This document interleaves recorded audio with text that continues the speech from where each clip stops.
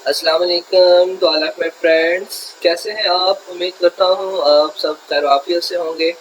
So dear students, मैंने 4 लोगों के क्विज़ किए थे, तो मैंने सोचा है कि उन चारों के स्क्रीनशॉट आप लोगों के साथ शेयर कर दूँ, यानी 40 MCQs। जिससे ये होगा कि आप जब सारे ये क्वेश्चंस देख लेंगे तो आपके 100% 99% तो पक्के हैं ना कि आपके 10/10 यही होंगे। तो वीडियो को स्टार्ट करते हैं। जिन लोगों ने अभी तक चैनल को सब्सक्राइब नहीं किया वो जल्दी से चैनल को सब्सक्राइब कर लें, और वीडियो अच्छी लगे तो लाइक कीजिएगा, और अगर आपकी क्विज बिल्कुल सेम आए तो कमेंट में लाजमी बताइएगा। तो मैं सर जल्दी से थोड़ा थोड़ा व्यू देता जाता हूँ। द लेंथ, आर्क लेंथ था जी हमारे पास, और जिसमें क्या है जी, y=a to y=b। Arc length का ये फार्मूला स्टूडेंट आप जहन में रख लें, 1 प्लस डेरिवेटिव का स्क्वायर होता है अंडर रूट और लिमिट a टू b। अब आपने देख रहे हैं ये dx है, ये dy है। अगर आपको y के पॉइंट दिए गए हैं तो ये dy होगा, क्योंकि यहाँ पे y=a क्वेश्चन के अंदर और y=b दिया गया था, इसलिए ये dy सिलेक्ट हुआ है। ठीक है, तो नेक्स्ट जो है हमारे पास वो आ जाता है हमारे पास जी कि arc length of the curve y=10 from x=0 to 2।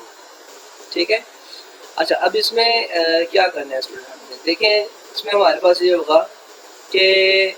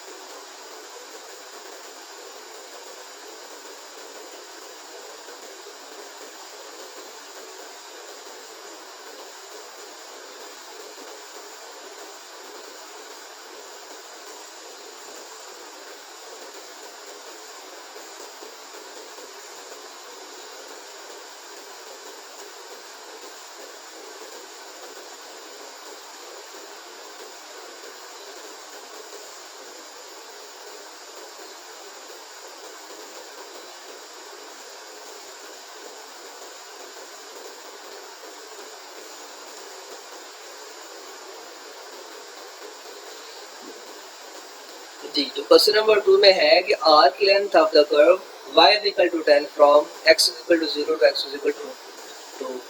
अब देखें स्टूडेंट, इस तरह से है कि ये y=10 है। जब हमने आर्क लेंथ का भी फार्मूला पढ़ा था कि वो डेरिवेटिव का स्क्वायर होता है, तो ये कांस्टेंट नंबर है, इसका डेरिवेटिव लेंगे तो 0 हो जाएगा। अब 1 के ऊपर जो जज़र था ना, पिछले क्वेश्चन में हमने देखा था, तो वो 1 का जो जज़र है, ये देखें पिछले फार्मूले में हमने देखा था 1 का जज़र जो है वो 1 ही होता है, इसलिए जब इसका जज़र भी ले लेंगे तो 1 होगा, मल्टीपल करेंगे तो नो चेंज। ठीक है, अब इसलिए जैसे ही हमने 1 के ऊपर लिमिट अप्लाई करनी है ना, तो वो होना क्या है जी, 2 minus 0 upper limit minus lower limit, इस तरह से ये 2 आंसर आ जाना है।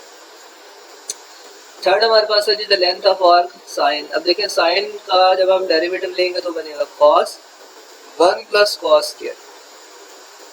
वैल्यू x में दी थी तो x में हमने लिमिट लगा दी है।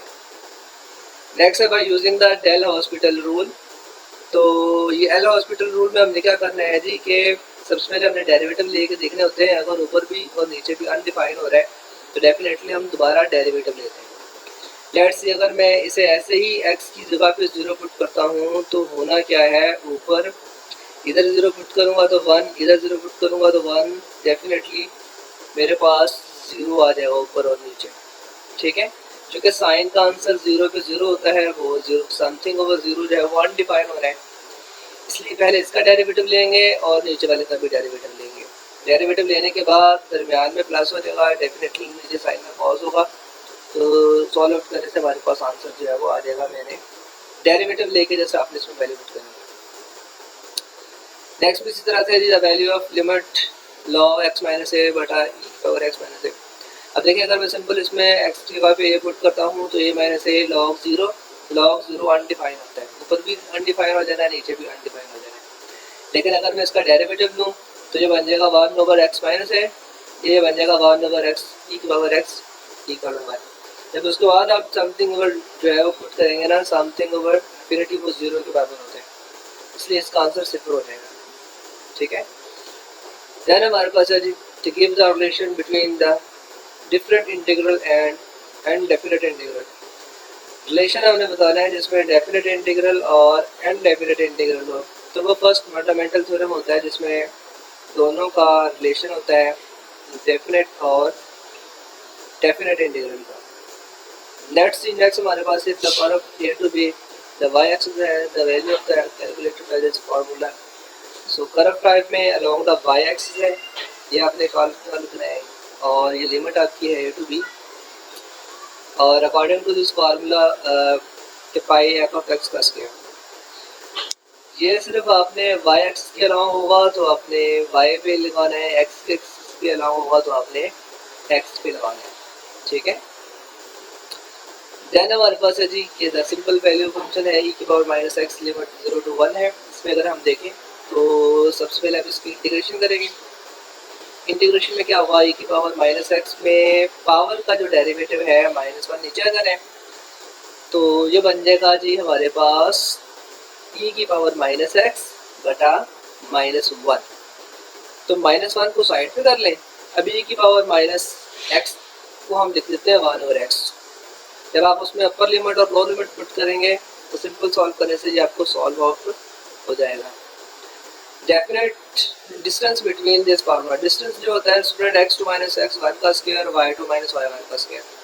अब x2 हमारे पास -4 -2 तो माइनस माइनस जो है प्लस हो जाएगा, -2 प्लस का 4 वो बन जाएगा 2। इसी तरह से y वालों को आपस में तफरीक कर दें, माइनस का 1 ये वाली माइनस दरमियान में जो है उसको पॉजिटिव कर देगी तो ये -1 प्लस 3 पॉजिटिव का 2। अब इधर भी 2 था इधर भी 2 था, जब उनका स्क्वायर लेंगे 2 2 4 इसका भी 4 तो 4 को 4 में जमा कर देंगे तो 8 स्क्वायर रूट का फाइनल आंसर आ जाएगा। Simple. Derivative of this a -7 where is the constant, तो कांस्टेंट का डेरिवेटिव लेते हैं तो वो 0 होता है, इसलिए बिना किसी एक्सप्लेनेशन के 0 आंसर आ रहा है। तो नेक्स्ट वॉल्यूम वर्टिकल परपेंडिकुलर में आपने खास क्या रखना है कि दरमियान में माइनस होती है और पाई भी लाजमी आता है और एफ ऑफ एक्स का square minus F of x along the x axis है तो साथ आपने डी एक्स का हवाला देना है।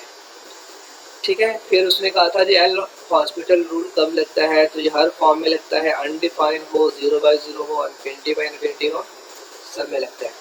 ये नेक्स्ट शुरू हो चुका है, चूँकि मैंने काफ़ी सारे किए थे तो मैं सारे आपसे डिस्कस करने जा रहा हूँ।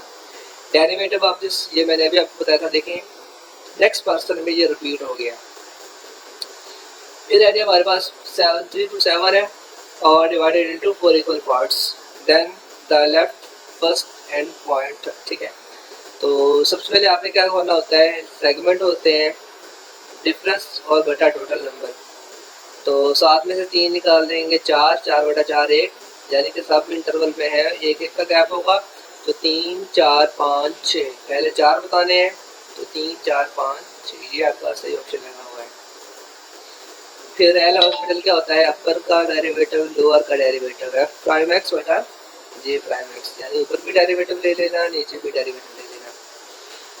देन हमारे पास है कि यह function is the function that is continuous derivative of desired order, तो ये स्मूथ फंक्शन होते हैं उसमें हम अपनी मर्जी से डेरिवेटिव लेते जाते हैं। लेंथ आर्क का y इक्वल टू x, अब देखें आर्क लेंथ का फार्मूला 1 प्लस डेरिवेटिव का स्क्वायर है, x का डेरिवेटिव जो कि बाद में होना है तो 1 + 1 2 का जज़र, 2 के जज़र पे जब आप 0 to 1 लगाएंगे ना तो वो डेफिनेटली 1 ही रह जाना था, इसलिए इसका ऑप्शन है वो टू उठा गया। डिस्टेंस बिटवीन द पॉइंट ये भी हमारे पास इसी तरह से आ जाएगा, -2 एंड दिस, और ये 1 2 3 स्क्वायर रूट ऑफ 7। तो सिंपल हमारे पास जो है अगेन जो है इसी तरह से 1 ओवर फंक्शन का डेरिवेटिव का स्क्वायर और 0 to 3। फर्दर हमारे पास 1 मीटर पर joule is equal to 1 metre newton metre is equal to joule का होता है। बिल्कुल ये वर्क का यूनिट होता है, फोर्स और दूसरा डिस्टेंस। फोर्स का न्यूटन, डिस्टेंस का मीटर। फर्दर हमारे पास आ जाता है 1 प्लस एक्स का डेरिवेटिव अलॉन्ग द एक्स। ये सिर्फ हमने फार्मूले के मुताबिक इसकी नोटेशन बतानी है, कैलकुलेशन हमने इसमें नहीं करनी। फर्दर हमारे पास वॉल्यूम्स का एरिया को हाइट से मल्टीपल कर देंगे। देन फिर क्वेश्चन रिपीट हो चुका है। ये 3rd के आंसर हैं। फिर लेंथ ऑफ और 1 का देखें, अगर हम 1 का डेरिवेटिव लेते हैं ना तो वो 0 होता है, और 1 का जगह 1 हो जाएगा, देन उसमें b माइनस ए सिंपल आपका आएगा। नेक्स्ट हमारे पास भी इसी तरह से आर्क लेंथ में वाई इक्वल टू एक्स है। आर्क लेंथ के डिस्टेंस में अगर हम फार्मूले में देखें तो 1 प्लस डेरिवेटिव का स्क्वायर है, ये 1 और जो 1 2 आ जाएगा, तो 2 का अंडर रूट होगा और साथ में जब लिमिट अप्लाई करेंगे ये रिपीटेड है। फर्दर हमारे पास है जी कि an object move with 5 feet hand that subjected to force that 500 IL with direction the motion to find the work. तो वर्क का फार्मूला होता है F डॉट डी, दोनों को आपस में मल्टीपल कर देंगे तो 3 जो है वो अगर इसका फाइनल आंसर है। तो फोर्स का यूनिट न्यूटन है, अभी हमने जॉल वाले में डिस्कस किया था। तो pound is the unit of force, yes. इसके अलावा डिस्टेंस फार्मूला जो है, डिस्टेंस फार्मूले को हम as a Pythagorean theorem find out करते हैं, hypotenuse square, base square, perpendicular square के वाले फार्मूले से। फर्दर हमारे पास आ जाता है जी कि कैलकुलेट द वॉल्यूम। तो भी मैंने आपको बताया था कि पाई है फंक्शन का स्क्वायर आ रहा है। अब अलोंग द वाई एक्सिस है तो हमने डी वाई के हिसाब से लेना है, अगर अलोंग द एक्स एक्सिस होता तो हमने डी एक्स के हिसाब से फाइंड आउट करना है। Line is the centimetre the unit, तो ये रॉन्ग है, वो ये होता है सरफेस टेंशन के लिए इस्तेमाल किया जाता है, ना कि वर्ग के लिए इस्तेमाल किया जाता है। देन हमारे पास आर्क लेंथ है y इक्वल टू 7। अब देखें 7 इज अ कांस्टेंट, डेरिवेटिव 0 1, तो 1 माइनस 0 1। फर्दर ये रिपीटेड है हमारे पास उसी फार्मूले से x2 minus x1 y2 minus y1। Again हमारे पास ये भी रिपीटेड है, ये 4% के चल रहे हैं। इसमें भी वॉल्यूम्स के अकॉर्डिंग हमने ये फार्मूला कैलकुलेटेड बताया हुआ है, इसका लास्ट ऑप्शन करेक्ट है। ये भी आर्क लेंथ है, तो आपने आर्क लेंथ वाले क्वेश्चंस को जरा अच्छे से देख लेना है। 1 प्लस फंक्शन का डेरिवेटिव एक्स स्क्वायर का डेरिवेटिव 2x स्क्वायर लेंगे तो 4x का स्क्वायर, देन 0 to 2 इसकी लिमिट, और अलोंग द एक्स एक्सिस आए क्योंकि इसमें लिमिट जो है वो x is equal to 0 and x is equal to 2 है। फर्दर हमारे पास है G pound is unit of work जी, ये भी हमने पीछे वर्क का कैलकुलेटेड जो है इसमें 3000 आंसर आया था। ये हमारे पास आ जाता है मीन वैल्यू थ्योरम की स्टेटमेंट तो इसमें हमेशा एक्टिव होता है। और फर्दर हमारे पास है जी एक इंटीग्रल फंक्शन था 0 to -1 to 2 का आंसर 4 है, और एक और फंक्शन है जिसमें उसी लिमिट से आंसर 8 आ रहा है। और फर्दर उसने कहा है कि अगर हम 2f(x) 3g(x), f(x) का आंसर 4 है, g(x) का आंसर 8 है, तो 2 4 8 और 3 8 24। तो 24 में अगर हम ऐड करते हैं तो 32 आ जाएगा, तो यही इसका फाइनल आंसर हुआ।